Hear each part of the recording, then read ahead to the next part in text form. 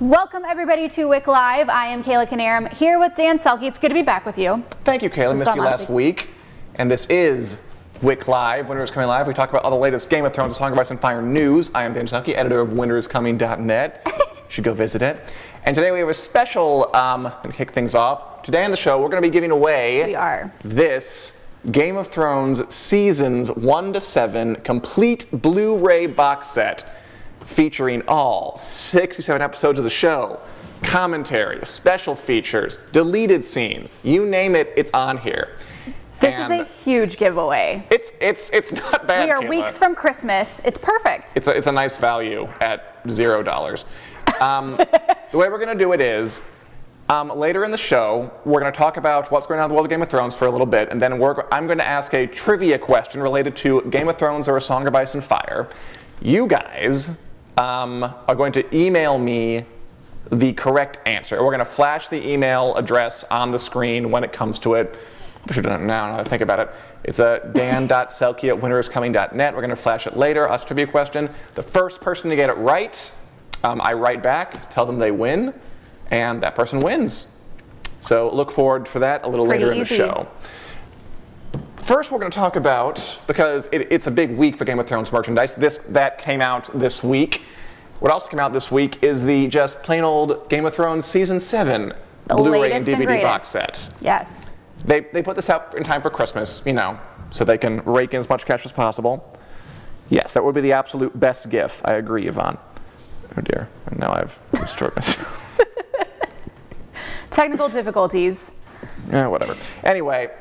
Yes, this is the Game of Thrones Season 7 DVD Blu-ray box set. It's a Blu-ray box set. We have a couple of those. We're going to give those away in the weeks to come, by the way. Inside the art department, creating the invasion of Westeros. One of the many special features on there. Audio commentaries, great stuff. They got 11 audio commentaries. You know, you got Kit Harington on there. You got Lena Headey. You got Gwendolyn Christie. You got Dave Benioff and Dan Weiss, the guys who create it. I love their commentary at the end of every episode. Yeah, they're really good. 2-minute snippet. I mean, I don't know what do you think about this? When I've listened to commentaries, and I do enjoy a good commentary track, I do. I'm a nerd like that. The actors, and this isn't just Game of Thrones, the actors tend to be like a little, not that exciting, just because they're not the ones who are actually behind it. The producers and directors, they're the ones who actually have the insight into what they thought. I haven't watched a comment or listened to it watched with the commentary of an actor, but I believe you. They're always This fun. is me eating. This is me fighting. This is me killing. Oh, that's yeah, I think it would be a lot more interesting with the actual creators of the show. But there are 11 on here. You also got 8 history and lore features, which are kind of mini animated documentaries that go into areas of the show you might not know about, like the Dragon Pit. You got one on Casterly Rock, High Garden. What else we got? Other Things, The Golden Company. And there is a full-length, like 45-minute documentary on here called Conquest and Rebellion, an animated history of the Seven Kingdoms, which is pretty cool. They released parts of it. It's a 45-minute kind of documentary that's all about Aegon Targaryen's invasion of Westeros some 300 years before the show begins. Wow. So they've gone all out. That's a pretty nice suite of features. I love features, behind-the-scenes stuff, all of it. I completely agree. So wait, is this included with that? This is separate, no. Yes. We're going to give away the complete Seasons 1 to 7 box set today. Next week, we're going to give away Season 7 Blu-ray. Next week. Tune in. Just be a Christmas special week in, week out here at Winter is Coming. Anyway, by the way, for more stuff about opportunities for the fans, HBO is actually going to show that massive documentary I mentioned, Conquest and Rebellion, and an episode of the show, the Spoils of War, the one where Daenerys and the Dothraki fight the Lannisters in open battle. Ooh, yeah. That was a good one. That was a good one. In theaters. Very cool. You hear that, folk? They are showing the episode where Daenerys and the Lannisters fight, and this documentary from the new Season 7 box set in theaters in Chicago and LA come January, which is pretty cool. Very cool. Do we have specific dates yet or no? We do. You can go find them on winteriscoming.net or go to gotscreening.hbo.com to register for it.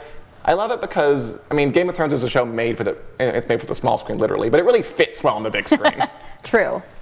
That'd be really cool to watch in a theater with the surround sound, and that's the one where she flies in on the dragon, right? Yeah. It's the one where Jaime tries to charge her. Yes. It was a good one. That was definitely a very good one. And B. Marie thinks it's the best show of all time. I agree. Tina Roberts, the best thing I've ever watched. XX. Oh. I agree too. So if you guys want to do that, very exciting stuff, go to gotscreening.hbo.com to register. We also have links on winnerscoming.net. And speaking of fans, Kayla. Yes. I don't know if you know this. But Tell me. Fansided has put out a ranking of the 250 best fandoms in the world. In the world. In the world. And Game of Thrones fans, all you fine people, number 2. Number 2 in the world. Which is an outrage, right? An outrage? You think they should be 1? Of course I do. Game of Thrones fans are terrific. Come on. I mean, they set up a whole Con of Thrones convention that was a huge success earlier this year. They're doing another one next year. They're very passionate. They go to great lengths to discuss all these theories and ideas online. You can field books a bit. They've put out literal books about Game of Thrones and philosophy, Game of Thrones and history. Yes. There's so much material to dig into here. I think the fan base really embraces that complexity, and that's what I love about them. So yeah, that should be number 1. It's an outrage. Number 1 was Ohio State University, the Buckeyes. We're a sports-centered site and entertainment, but also sports. Well, I think we should be a truth-centered site, and in that sense, I think Game of Thrones fans should be number 1. Justin Green thinks... I think you're making a great case. I would have liked to have seen Taylor Swift a little higher than 10, but that's neither here nor there. Justin Green thinks Star Wars should be number 1. I think it was like number 6 or something. Star Wars was in top 10. It was in top 10, yes. Yes, we are number 2. Great news, Number says 2 Daniel is... Smith. I don't know. I Second think is the you're number best. 1. Second is the second best. It's literally what second means. Okay. All out of the way. Are you going to be okay over there? Okay. I'm just a little upset, but Okay. I'll get over it. You know what? There's always next year. In 2019, when the season 8 That's what they're airs, waiting for. They're waiting for the finale. then it'll be number 1. Oh wait, that's in 2 years. Yes. That does actually lead into our big bit of news, though. Good segue. I thought so. Let's talk a little bit about Game of Thrones Season 8, because there's some new information flying around out there. Maybe the most depressing of which, and I'm curious to hear what you guys think about this. GOT should be number 1, says Stephanie. I agree. See, Stephanie's with me. I'm not saying you're wrong. I'm just saying So there's a lot of fandoms. There are a lot of fandoms, but Game of Thrones is the best one. That's this one I argue.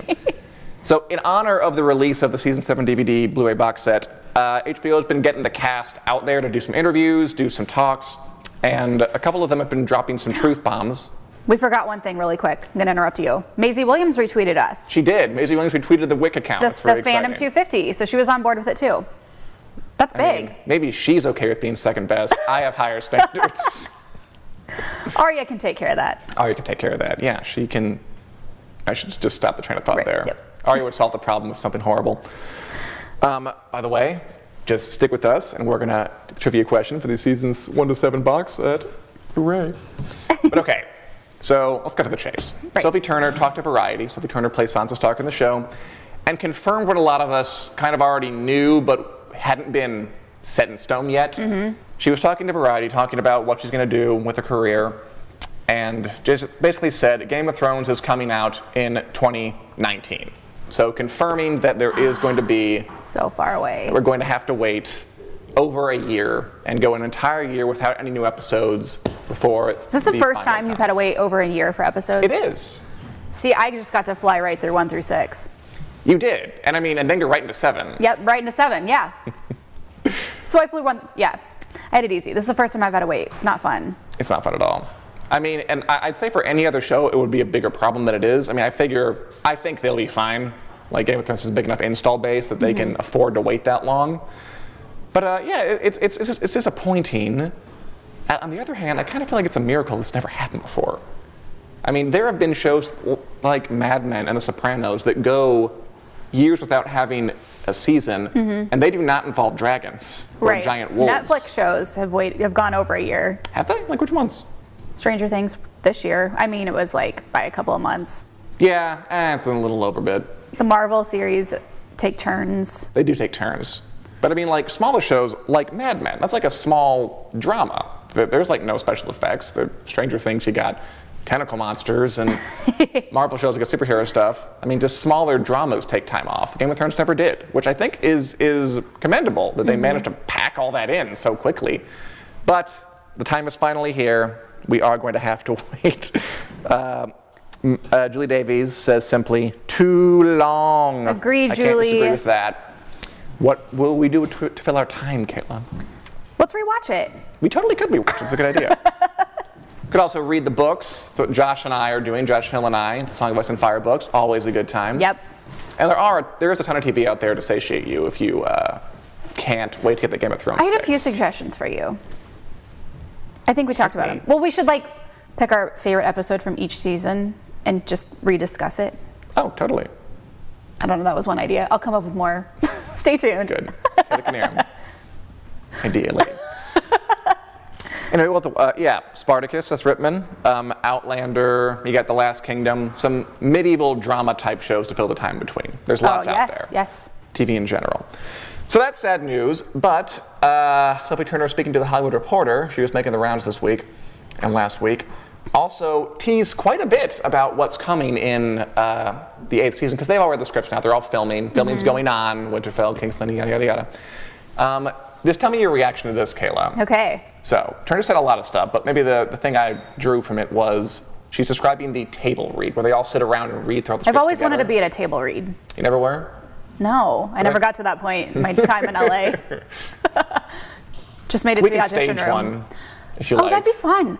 We should stage a table read. Of something. I'll write a script for something. And put it in the show. We totally could. Film it before. Yeah, I like that. Anyway, she's saying that blah, blah, blah, at the end of the very last script, they read aloud, end of Game of Thrones. As soon as they read them out, pretty much everyone in the cast burst into tears. So emotional. So basically, they read the end of Game of Thrones, and they all start crying, which you can take a number of ways. Well, I think this happens on any show that's been around forever and is so grand and loved by everybody. Friends cried. I'm sure they did. I like to think the ending was so devastating that they all just had to open the water. I'm not going there. I'm just thinking that it's like an end of an era. I think you're right. That it is just there, and that's what she said. It's been her life. What do you think happens? Are you thinking just everyone dies? I think yes. No, not everyone dies. If it's a good Game of Thrones ending, by the way, there has been some leaks most recently, some script pages coming out. We're not going to talk about those too much, but if it's a good Game of Thrones ending, yes, people are going to die. I hope they will. Do you know what happens? I've read a couple of the pages, and I know if they're even real, I know a couple of things that they say. That's all I know. Dan. What? I can't believe you like that big of a spoiler. Again, it's not about liking it. It's about having to go look at it. But you don't hate it. I think you like having the power. What? I can't use the power for anything. What good is power if I can't do anything with it? So you're not going to tell us what they are? No. Do you write about it on WiC Live or on winteriscoming.net? If I do, it'll be under mountains of disclaimers and spoiler warnings and just like caveats that this may not be real. What's that? I said just like Reality Steve. So far we haven't. They're out there. They could be real, they could be not. But anyway, they did that, and she also said, and this is a point that you brought up before, that season 8 is going to be a little more focused on the fantastical elements because, the White Walkers are coming, we have dragons in the air, we have a zombie dragon in the air. But she assured everybody, we do. But she assured everyone, I thought you might like this, that they're going to keep very steadfastly the human drama, the kind of the politics and the romance and stuff at the heart of it. Good. That's what I like about the show. Her exact quote was, I know you said that. We still very much manage to maintain those human relationships and stories that bring it back to reality and keep it resonating with the audience. There are more relationships formed this season than any other, and more people meeting, and more conspiracies and plotting and forming of alliances. Ooh. We've had to parallel the two, just to ensure we keep that balance just right. It's a special magic recipe. I thought it was balanced in season 7. Did you? Because there was some big, there was, the two main set pieces were, Daenerys on her dragon fighting the Lannisters, and then Jon Snow north of the wall with the White Hunt, and the dragons come and he dies. Is it going to be more or less than that? I feel like it'd be according more to her, in it's season balanced. 8. Okay. Yeah. I'm good with that. I'm good with that too. Okay. Because I mean, I've never the thing I like about the show so much is that it doesn't go overboard on one level or another, or the fantasy level. But it's a fantasy that you can still get into because it's what you said. It's grounded by these real situations, which is what makes it really, really work to me. And crucially, what makes it different than something like, I mean, I love Lord of the Rings, but something like that's a bit more all fantasy all the time. By the way, do we have any questions? Yeah, we do. We have Peggy here. She says she read that there will be less nudity next season, and she doesn't feel that nudity is necessary in the show. What do you think? Huh. Did you read that there will be less nudity next season? It doesn't seem like HBO. But I don't think that nudity is necessary, certainly. And they have kind of backed off it quite a bit. I haven't noticed it as much. Seasons. It hasn't been, like as in your face as it has been in past seasons. And obviously it hasn't suffered at all for it. I mean, the truth of that is, this is a little, I think I've told you this story before. I feel like they've upped the battle scenes and Yes. lessen the nudity. There was some nudity, but it wasn't salacious. Like the Missandei and Grey Worm getting together, there was nudity, but it was like a beautiful coming together of love. Yes. Or at least it wasn't titillating, is what I'm saying. Right. I can't remember any other nude scenes in season 7. Oh, there was Jon Snow's butt. We all love that. No complaints here. There we go. In the early seasons, I do think there was more pressure on them to kind of just throw nudity in there because it wasn't a proven show yet. And I mean, as highbrow as HBO is, look, they want you to watch, and they're not above doing things to make you watch. So you think that's why there is so much nudity? I know that's why there's so Bring in much viewers? nudity. Oh, I know that. I mean, there have been stories. A director once told a story that an HBO exec all but ordered him to put a naked girl into a scene in the second season because he's like, look, I represent the perverts in the audience. I'm basically quoting here. I'll change a couple of the words so I remember them. You need to put a naked girl in here. It was a scene in a Blackwater. I'm so naive. Before the battle. And as they got more popular, they were able to say no more. Wasn't there something about that recently that people said it was too much? I don't recall. I feel like I read an article. I don't know. But yeah, as they got more popular, they were able to say no. They were able to say, we don't. They didn't need it, This scene doesn't need nudity in here. And then HBO couldn't always say it anymore. It is a little weird. I mean, yeah, it's unfortunate. It's show business. I can't say that, no. But yes, there might be less nudity, and I'm okay with that. Dirty as the viewer. Anyway. Any other questions there?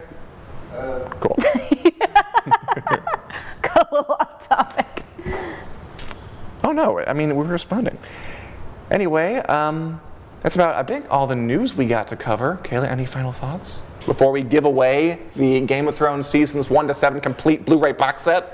Well, Dan, I'm happy to be back, and we have our last episode together before the holiday next week. Don't forget to tune in to win this. We'll be drinking, have a jolly good time. Exactly. All right, everybody. Here's the moment of truth. I'm going to ask you a trivia question about Game of Thrones or Song of Ice and Fire, and you will email me your answer to dan.selke@winteriscoming.net, which should be on your screens presently. The first person to email in the correct answer wins the box set. So here we go. I think it's a pretty easy question, so hopefully we get some responses. And by the way, at the end of the next segment, we will reveal the winner. Okay, the question is, when Aegon Targaryen invaded the Seven Kingdoms some 300 years before the proper story starts, what was the name of his dragon? What was the name of Aegon Targaryen's dragon? Aegon the Conqueror's dragon. Email your answers to dan.selke@winteriscoming.net for a chance to win a Game of Thrones seasons 1 to 7 complete Blu-ray box set. I'll ask it one more time. The question to win this is, what was the name of Aegon the Conqueror's dragon? The one he rode back when he was conquering the Seven Kingdoms so many years ago. dan.selke@winteriscoming.net. All right.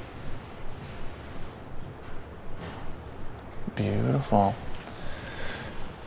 All right, everybody. And yes, this is for U.S. viewers only. I am sorry about that. You have to be over the age of 18 too. Restrictions. All right, and now we have Mr. Josh Hill here. Oh, sorry. I was just reading Game of Thrones. There we go. 2 chapters today, right? 2 chapters today, Josh. Yes, sorry to interrupt you there. Oh, it's all right. It's okay. So this series, a series, A Song of Dan and Josh, I've read all the books, Song of Ice and Fire series. Josh not read any of the books, Song of Ice and Fire series. We go through them, chapter by chapter. What do we learn? What do we glean? What insights do we have into these characters, this world, this story? Today we're doing the first Sansa chapter ever, the very first Sansa chapter, and I believe the Ned chapter that followed that. Yep. Ned 3, right? I think. Yes. Yeah. Ned 3. Good call. Yes, Ned 3. All right, so this is kind of a nice little self-contained area, right? A little self-contained story about, this is Arya, Sansa, Ned. They're all on their way to King's Landing, and there's an incident with the wolves. Yeah. What basically happens here? Why don't you summarize the episode of TV for us? Well, first of all, one of the notes that I wrote down is that with Sansa, she really kind of reminded me of what she was like on the show when we first met her, because I remember when we first met her, I was like, she's just kind of snobby, and she felt like a goody girl, and that was the polar opposite of what Arya is. And we've already been with Arya, and we've met Bran, and we've kind of gotten a feel for the Starks. And I don't know, it almost feels like, and I got this impression on the show too, like Sansa's trying to impress people outside of her family more so than she is people inside of her little circle. And we got that with like the Joffrey stuff, and it was basically what we saw on the TV show with this is very true to life. The sword and everything, yeah. This was Sansa's engaged to Joffrey. Mm-hmm. They go riding together. They come upon Arya and her friend. Wow. By the way, I just had 23 emails hop into my inbox, so you guys were answering the question. Okay. Arya and her friend sword fighting. The Butcher Boy, yeah. The Butcher Boy, Micah. Mm-hmm. Did we ever get his name on the show, or was he just the Butcher Boy? It mentions him, yeah, a couple of times. But I will grant you, though, the Butcher Boy seems to be like his what he's known for. Yeah. They're fighting. Joffrey gets up in Micah's face. Arya basically smacks Joffrey in the head with a stick, tosses the sword, humiliates him, and as punishment, as a sort, Robert and Cersei have Sansa's direwolf lady killed. And so you're saying that Sansa's coming off as a what? Like, are you sympathetic to what Sansa does in this chapter? Because we're in her head for the first time. A little bit, just because it is established that she's 11. So it is 11, and she's older in the show. She's older in the show, so I did get a little bit more, because on the show, she, to me, kind of acted like a child, like a very small child, where she's kind of snobby and she's not getting her way, and she's like, Arya's got to listen to me, and be nice to Joffrey because I'm trying to impress him. And then here, it was the same thing, except it lined up with the age a little bit more, so I was a little bit more sympathetic, because I was just like, she's an 11-year-old girl, this is like a new thing, and she's definitely trying to impress these people outside of her family, which still rubbed me the wrong way, because we've been inside of most of her family's head, and we like the Starks. Yeah, so. And also, the Starks we've been inside the heads of, they don't like the Lannisters. No. Like, we've been inside, I think, Jon's head. Mm-hmm. He has a poor impression of Joffrey. Arya could clearly care less about him. Yeah. But we're inside Sansa's head, and she thinks Joffrey is, part of my cursing, the bee's knees. She just thinks he's the absolute best. She talks about how he's handsome and strong. I think I wrote something down. She's very much infatuated with him. Yeah, Sansa did not really know Joffrey yet, but she was already in love with him. Mm-hmm. He was all she ever dreamt her prince should be, tall and handsome and strong, with hair like gold. Which is, it's very much like a young girl infatuation, a young girl lovesick about somebody. Yeah. But at the same time, I think it's hard to sympathize with her in that, because we see the other Starks see right through Joffrey, including Arya, who is younger than Sansa, and yet Sansa's the one who's besotted with him. And I feel like there are a lot of fans who took that poorly and thought Sansa was being silly and foolish and kind of a brat and stupid. But is there a way, I think you said, that you can, do you see their point, or are you coming around to her point of view?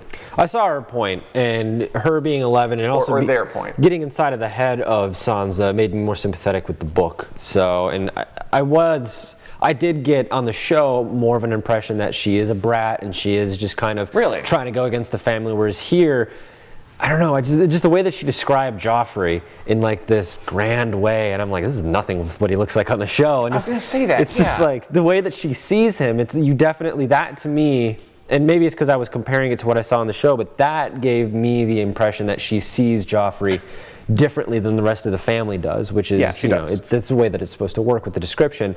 But I really liked that, and it helped me kind of see her point of view a little bit. Well, I don't agree with it still. I think you never go against your family, especially in Westeros. But it helped me get a little bit more of an impression of where she was coming from, and I liked that. Right. By the way, we have some comments here who agree with you. Lucas says the way Sansa acts toward Joff is very believable, and Lauren Groth says he was the Justin Bieber of their time. That's accurate. Especially in the show with that haircut. I was going to say, I think the show, I mean, as good as Jack Gleason was as Joffrey, and he gained accolades for that performance. Very good, yeah. Like someone you love to hate. It kind of did a disservice to Sansa because, like, if you just read the books and you hear her talking about how beautiful and wonderful and strong he is, I mean, your mind can go there. But on the show, when you see his little rat face and you see his, like, sniffling little jerkwad way of speaking, that kind of high-folding way of speaking, it was much harder to see things from Sansa's point of view on the show, I think. Oh, for sure. Just because it was clear Joffrey was an ass. Yeah. Whereas in the books, you can, if you're in her head, you can see that, okay, so she perceives him as wonderful and awesome. Yeah, and then also I know what obviously happens with Ned and all of that, and Joffrey's role in that. And so I was thinking about that as she was describing the way he looked and her infatuation with him, and I was already setting myself up to think that, oh man, the betrayal of Joffrey and Sansa and that whole thing is going to be so much better in the book than it is on the show. Because like you said, from the jump, you're not Team Joffrey. You totally don't believe that this is something that Sansa should be getting involved with. I mean, whereas here, like, I think that's true in the books too. Yeah, I mean, Joffrey. I mean, in this chapter, he attacks Arya. Yeah, but He's I got really more. A bad guy. I really saw more of the infatuation that Sansa has with Joffrey than it did on the show, where it was she's just like standing next to him, and she's like, Arya, don't embarrass me, and all that kind of stuff on the show. Whereas it's here, you get inside of her head, and it's like, oh, this is like it. He's the this king and to be and all this kind of stuff, and she's really seeing a lot in Joffrey that we didn't really see in the show. But I mean, I don't want to give her too much credit. I mean, there is even after Joffrey, attacks Arya and is putting a sword up to the butcher boy's face until it bleeds, and then Arya throws the sword in the water. I mean, Sansa is still saying like, "Oh, my poor prince, what did they do to you?" Yes, she's very much like, okay, under a spell almost. She's 11. She's infatuated. I get it all, but I mean, like, there is a point where you can say like, wake up a little bit. But I mean, the thing that redeems it for me is that that wake up does come. I think Sansa might actually be one of my favorite characters on the show. Yeah, I do like her arc. Just because, I like her arc a lot. The way she's gone through so much.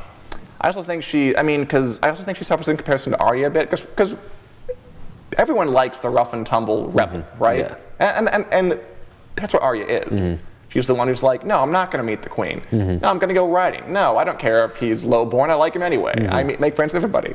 And Sansa's a little more on the highborn lady track. Yeah. And I think it's just it's inherent that you like the rebel more. Yeah. Well, and also you have a situation where Ned and Kat are very much a blending of their children. So you have Arya is very much the rebel. She's very much, like you said, rough and tumble, and she's the one that you like. Whereas Sansa is more elitist, and she's hoity-toity, and she is, she curtsies and all that kind of stuff. Where you see Ned and Catelyn, they do those things. They have those qualities when they're in the presence of royalty or with like Robert or somebody. But also, Robert and Ned are boys. So like at the same time, while he's respecting the throne, he's also like being chummy and being a little bit of that rebel, and they also harbor feelings about the Lannisters. So Arya is getting that behind the scenes, but also when they have to be presented with the Lannisters, they must be very formal and they need to honor all of that stuff. And so I feel like Sansa is to the extreme of that kind of royalty elitist thing, and Arya is the extreme of Ned and Catelyn's kind of rebellious side, where they are their own thing. They're not gonna become whatever Westeros makes them be, where you have all these different clans. They're very much their own thing. Well, that's why I like Ned and Catelyn so much. But and also, I mean, another satisfying thing about Sansa's arc is as it goes on, you see the rebel come out more. Yeah. I mean, you see by the end of it, she is feeding people to dogs, and she is raising armies and doing that stuff. Oh yeah. So it's in there. It just, you got to tease it out over a longer period. Where Arya just has it on her sleeve all the time. Besides that, we also got some more I mean, he's always building the world, building the characters in every chapter. We're introduced to a few big characters in this. We're introduced to Renly Baratheon, Stannis' little brother, Robert's little brother, who, remember him from the show? I do a little bit, yeah. He's the one that Stannis kills by sticking a shadow monster. Melisandre bursts from her unholy uterus on and kills. Horrible death. Yeah. Horrible way to go. It was one of the most memorable things early ones from the show. We got Barristan Selmy, recall him. Yep, Barristan. He's the Kingsguard legend who eventually goes over to Daenerys' side, but now it's with them. We also get Ilan Payne. Do you recall him at all? I don't. He was in seasons 1 and 2. He's the royal executioner, basically. He actually is the one who executes Ned. Okay. I didn't remember him. I saw that name and I was like, I got the first 2 a little bit, but that one I was like, had to go to winteriscoming.net to find out more character information. So, do you recognize the name Payne? I do. Ilan Payne, Patrick Payne. Everyone's in the same family in this show. It's some way. It seems. He's like I forget what he is. Like a great uncle or something. Yeah. The actor. Little fun fact. He was in the show, but then the actor got cancer and they had to write him out. Oh. But he got better, actually. Oh, well, happy ending. It's a happy ending, but they didn't bring him back. Maybe they will in season 8. And finally, we also got mentions of Rhaegar Targaryen dying at the Trident, which again, I'm reading this back and I'm just reading like how much of this earlier war that put Robert on the throne, like he's given us every single beat in this chapters. Like we've heard about Jaime killing the Mad King. We've heard about Ned's family, his father being killed by the Mad King. Now we're hearing about Rhaegar being defeated. We're hearing about Rhaegar stealing Lyanna away. Like we're getting fed all of it. And it all comes into important play later because Jon is a big part of it. Yeah, and it doesn't feel forced. I mean, we've said this in weeks past, but it doesn't feel like he's building this world in a way that he's packing all of these facts in, which he is doing, but he's doing it so seamlessly that it's just, again, I find myself going, George R. R. Martin knows what he's doing here. So yeah, I mean, it's put in naturally because Arya, again, the rebel, it's made part of her character. She's like, we're going to go find rubies where Rhaegar died. Because, of course, like a little kid who wants to play swords and likes knights would go do that. Right. And then we have a perfect excuse to, what are you talking about? Rhaegar, rubies. And finally, because I always want to increase your vocabulary, George R. R. Martin makes a lot of mentions. You may notice this. An animal called an oryx. He's always talking, like a favorite phrase of his is like, he's big as an oryx. He's strong as an oryx. I think there's a character at the wall, Gren, who's compared to an oryx. Okay, an oryx is an ancient, extinct form of wild cattle that's real huge. Okay. So if you ever see that word in Summer of Fire books, that's what he's talking about. It's a huge cattle. I mean, it's weird. Like, I've read the book several times. I never actually looked the word up. I just, whenever it popped up, I was just like, well, God. Did you know also that direwolves were real at one point? I didn't. Huh? Direwolves were real people. They're extinct. They were just big old wolves. They didn't get this big, like in the show big, but they were big. Big old wolves. They're now dead. So, oryx and direwolves. We have vocabulary for the day. And moving on. Ned 3. Oryx. Which is kind of the conclusion. I think these two chapters work very nicely together. They do.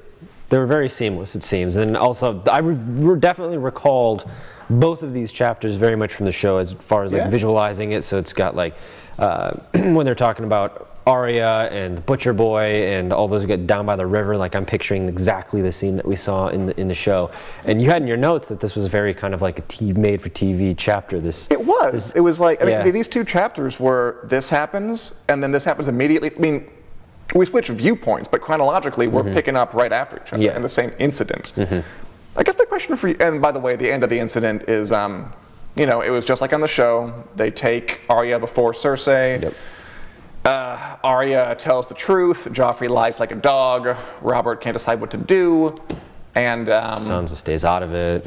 Well, Sansa just denies knowing anything. Yeah, she's like, I don't know, I don't remember, and it's like, which is a lie. I mean, she does lie, and then Robert's like, oh, I guess we don't know anything, so whatever. And Cersei comes up with a suggestion of killing the wolf at least for punishment, Arya's wolf, and they do it. I guess my question to you is. So this isn't like a huge stakes plot compared to what we'll get later with Ned being executed and Sansa being taken prisoner and Arya, you know, being on the street and leaving. Why include this little episode pretty early in the going? Like, why is this bit here? Why couldn't they have just gone to King's Landing and have all that stuff happen there? I was thinking about that, and I noted the relationship between Ned and Robert, and how Robert's kind of, Ned is upset with Robert because he's like, he doesn't like the punishment, and he's like, well, you're gonna have to kill the wolf, and Robert's just like, and he just leaves. Yeah. He just leaves without saying anything, and that to me illustrated that these guys do have a relationship that's been established in these past chapters when we're hearing them talk about all the things that they've gone through, and that it's very much known that they're friends. But when push comes to shove, Robert isn't afraid to throw his weight around and be like, look, ma'am, you're not me, you're not on my level, I don't care about you. And that was a little bit jarring to me, because up to this point it was kind of established. I mean, I knew from the shows that there's a little bit of tension there, but up to this point in the books it kind of felt like they were boys. They were very tight and all this kind of stuff, and now it comes this big decision where I kind of tricked myself into thinking, oh, Robert's clearly going to like maybe find a way to get out of this a little bit. He's going to help Ned out. And he not only doesn't do that, he doesn't say a word to him, and he just leaves. And then it's on Ned. I mean, he tried. He did. I mean, it was Cersei that he had to kill the wolf. Yeah. Cersei wanted Arya punished. And Robert's like, what do you want me to do? We're through the streets as a kid. But then when she decides, well, he needs to kill the wolf, he's like, fine. So I think it might show that Cersei has maybe the kind of power behind the throne a bit, because she's the one who comes to the idea, and he doesn't say no. He even says, like, damn you, Cersei, or damn you, woman, because she's strong. By the way, do we have a question from the audience, or are you just stretching? Just straight. Okay. No, yeah, I did like how it did establish, too, Cersei's kind of dominance here, and to let everybody know that she... At least in some areas. Yeah, but she's got her fingers on some strings. Oh, so it was a nice, we talk about world building. I felt like that was a nice in there to be like, Robert's the king, he's this, traditional character, and then you've got Cersei, who's definitely pulling strings back then. I don't think Robert tried that hard to help he that out. definitely didn't. Which that's why I made the note, and it kind of bothered me, because I was like, oh, well, I think, the angle there is that Robert, I mean, he's a blustery guy. He's a good warrior, he's a good fighter. But part of the, point of the book is that he's not really a great king. Like, he's angry, he's loud, he's aggressive. But when it comes to, like, the tricky decisions, he doesn't want to make it. He doesn't want to be bothered. Yeah. That's why he wants a guy like Ned there to make decisions. He said that, to make decisions for him, which is kind of the political rot at the center of Westeros right now, which will blow up shortly. And I think that's about those two chapters. Yeah, Ned, of course, killing the wolf I liked how that was juxtaposed against Robert kind of backing down and being like, whatever, what's done is done. What do you expect me to do? I'm only the king, And it's like, only the king, and then Ned, who isn't the king, he's the one who always rolls his sleeves up, and he's like, well, I guess I'll do it. And that was right off the bat in the first Bran chapter when he's doing the execution from a distance. Right. There's Ned rolling up his sleeves, and we've had examples of that. And this is, again, he's the better person. He is the better character, and it kind of is what was so striking about the Sansa chapter to me, where she is so different than Ned and Catelyn. And Ned is such a good character, and we like him. He's very, for a lack of a better term, wholesome as you can be. So I did like how that was kind of smashed against Robert, who is the guy in charge. There's a nice little commentary where it's like the man who's in charge ends up not making any of the hard decisions himself and passes it on to the little guy, who then has to roll his sleeves up and kill the wolf. So also, what you're saying, I agree with it completely. Just the fact that he's wholesome and the good guy, I mean, it also plays for expectations, where we expect that person to be the hero. Yeah. So we're just building up, and then we know he's going to die at the end. So moments like this, where he is the good, wholesome, kind of take charge, powerful figure. Yeah. It's going to be even better when the rug gets pulled out from under us and he dies. Yeah. The way Carrie says that killing the direwolf was like stabbing Sansa with a knife. How was she going to forgive her father? She'll figure it out. We have a question? Yeah, we do. From Hunter.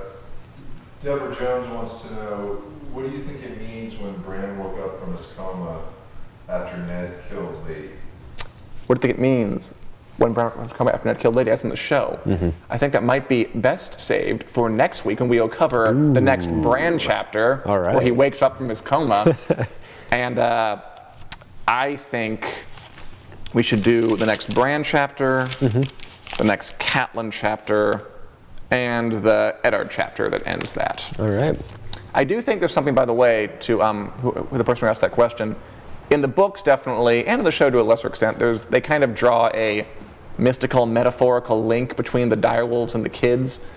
Like, to some extent, when ladies, I mean, you know how when Robb Stark dies, the direwolf dies too. Yeah. Rickon's direwolf dies, he dies. Bran's direwolf died, and then he ended up being a robot, three-eyed raven kid who wasn't really Bran anymore. Yeah. So there definitely is that link. I do think Sansa kind of disproves it, though, because her wolf dies the first. She died right here. And she still goes on to be a Stark, as far as I'm concerned. But I definitely think there's kind of a link between... It's part literary metaphor, it's part actual psychic, spooky link between the kids and the direwolves. Oh. We'll get into more of that next week. And by the way, let's see who won our giveaway. Lots of emails, guys. Wow. Thank you for my inbox. Quite the turnout. It looks like it's going to be, assuming this person lives in the United States, Manjit Singh. And I'll be getting in contact with you shortly. Congratulations. All right. And tune in next week. We're going to give away the Game of Thrones Season 7 Blu-ray box set. But for right now, Manjit Singh looks like he's won the seasons 1 to 7 complete box set. Congratulations. There you go. We'll be in contact with you. That's awesome. Unless you don't live in the U.S. Unfortunately, we can't do that. But I'll find it out soon enough. So next week, we'll be back Wednesday, 4 p.m. Central, to discuss more Game of Thrones, more Song of Ice and Fire, more Song of Anne and Josh, more giveaways. See you then.